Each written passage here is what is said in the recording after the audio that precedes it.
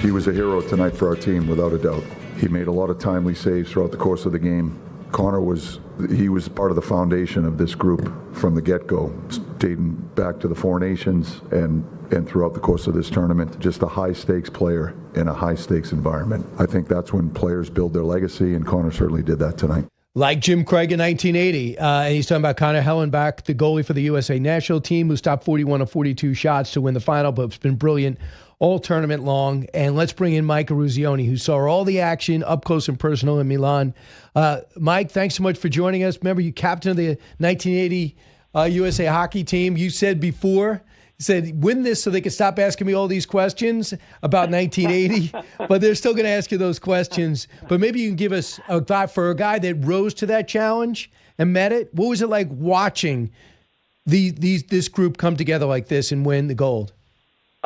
I was so happy for these players. I said this earlier. This is the best United States team we've ever put on the ice, and they clearly showed that. Yeah, it was a hard game. I mean, if they played Canada again tomorrow, there'd probably be another overtime game. Two great countries, two great teams. Connor Hellenbach was spectacular when he needed to be, and the U.S. just found a way to win, and that's a tribute to them and how much they played together. And they clearly showed that they're the best team that we've ever put on the ice. And I'm going to just jump away for 1 second, and let's not forget about our women. They're the best women's team we've ever put on the ice, and they came forward and they won a gold medal as well. And just great for the players, the men and the ladies that played the game, and a tribute to how far hockey's come in our country. Really is, and I think they're a little bit different, I guess, with the national team, right? They only played together for a few weeks, and I guess they played in other tournaments, but you guys played for a while together. You were amateurs, correct? So when you're done with your college season, you came together. Yeah, we had a tryout in Colorado Springs during the summer, and then from that tryout, they selected 26 players. And 26 players embarked on 6 months of training and traveling, getting ready for, making the Olympic team. And unfortunately, only 20 players were selected. Now I think the U.S. team does carry 25 or 26 players. So it was a little different time. We were college players, amateurs, pros weren't allowed in the Olympic Games. And I'm glad the pros are there now because we want to see the best players in the world compete against each other. And clearly our men's team showed why they're the best men's team we've ever put on the ice. What's interesting is that they managed to bind together in 2 weeks. I'm seeing these clips of them singing in the locker room through the tournament, and then they're singing together the Toby Keith song at the end. Yeah. I mean, that's the difference. Everybody's great, right? So, but what's going to be the difference? And that type of thing matters. Yeah, but a lot of these guys have played together too in the World Junior Championships. I don't have the list in front of me, but a bunch of them have won gold medals at the World Juniors. So a lot of these guys have been together. They know each other very well, and here's the funny thing: they're leaving here in Milan. They're going back to their NHL teams, and they're going to start competing against each other. I know for a Stanley Cup.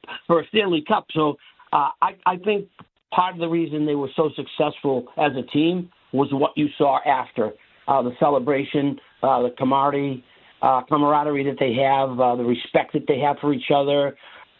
It's a tight-knit group, and I think Mike Sullivan and Billy Guerin, the general manager, put together not only the best players, but the right players who understood what it meant to be on an Olympic team and what it meant to play together.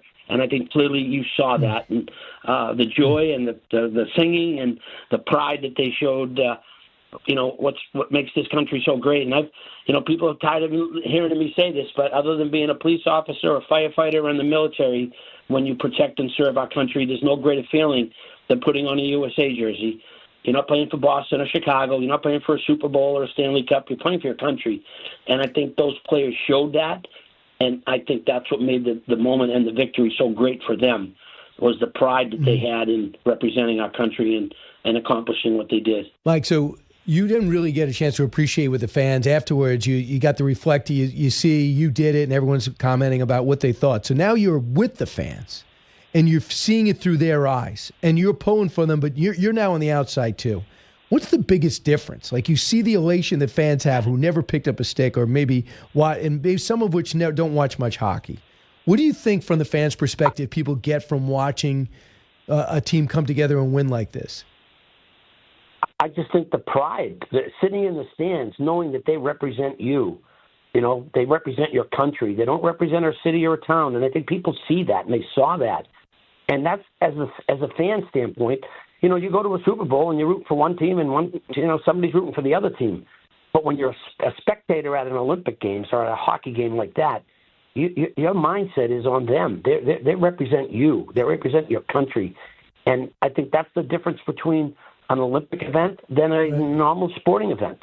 You know, it's why I think that you made your comment you put on social media about Hunter Hess when he came out and goes, I'm a little indifferent about playing for the U.S. I don't like everything going on there. I was stunned by that comment, and I think he kind of walked it back, but it really bothered you too, right? Yeah, you know what? There's a lot of different things going on in our country, a lot of difficult times for a lot of people in a lot of areas and a lot of situations, but we still live in the greatest country in the world. And the Olympic Games, for me, is not about, politics. It's not about saying this is what I think and what, you're representing your country to play in an athletic event. It's not political. It's not a political climate. It's not a place to talk about that. We have enough issues and enough things we're dealing with as it is. And I just look at the Olympic Games as something different. You're not there to talk about your political policies. Hey, everybody's got a free speech and say what you want to say, but I don't think the Olympic Games is that platform for that. And I think our team showed, this men's and women's team showed how much pride they get in representing our country and playing in our country. So I get maybe sometimes athletes like Hunter have their opinion, but you know what? If you ski. If you play hockey, play hockey. I don't need to hear what you think about what's wrong with our country. We all have a lot of issues.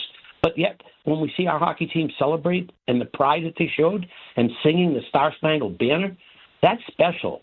And, all politics aside, that's got nothing to do. We'll figure out what's wrong in our country. We got people that do that. Our athletes performed, and it was great to see them represent our country the way they did with our men's and women's team. Would you like to have seen the Russians in the tournament?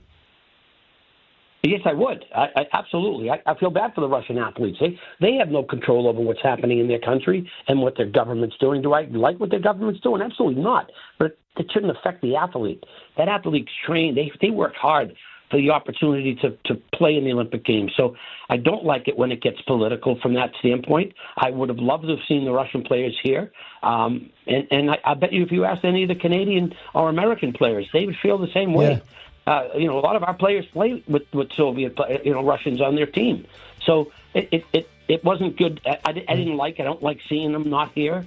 But that's the issues they have to deal with. But I think the Americans would have beat them anyway. Mike Eruzione, thanks so much on reflecting and giving the play-by-play. Always great to talk to you, Mike. Thank you. Thank you very much.